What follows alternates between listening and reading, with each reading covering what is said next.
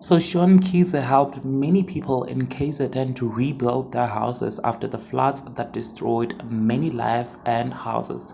Even though she helped victims and at least tried to rebuild their houses, you guys, the amount of backlashes he has gotten is absolute ridiculous.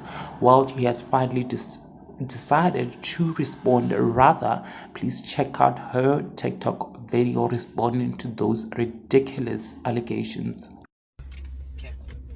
Fellow South African, oh, I must say I'm very, very disappointed. I wake up this morning, my team are bringing me that I've built a house with bricks. Number one, I didn't build a house with bricks.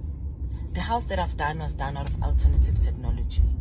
Number two, guys, all what you should have been saying, and me, for one, thank you very much for whoever that built that house in bricks.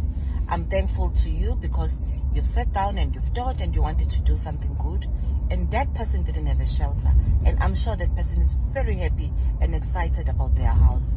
So guys, I'm saying to you now, instead of stand up, do something. Everybody knew that there were floods in KZN, but what are you doing? Instead of encouraging other people that wants to help, you are discouraging the people that are helping. That person has come forward and helped, and now you are making him feel bad, as if he has done something wrong. But anyway, that's not my house. My house is done out of alternative technology. Fast, quick, and furious, because I was responding to the floods. That house was built in 5 days, and it's nice and it's neat. In case you don't know it, go to my Instagram page. It's there. It's not done on bricks. But guys, again, I'm encouraging you. Stand up and do what is right. Encourage people that are doing something good and thank them instead of discouraging them. Who's gonna come forward now?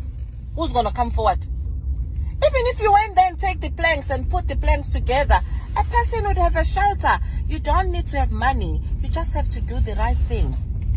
South African people, stop this now. Stop. You must stop it. Yes. It's a wrap, darling.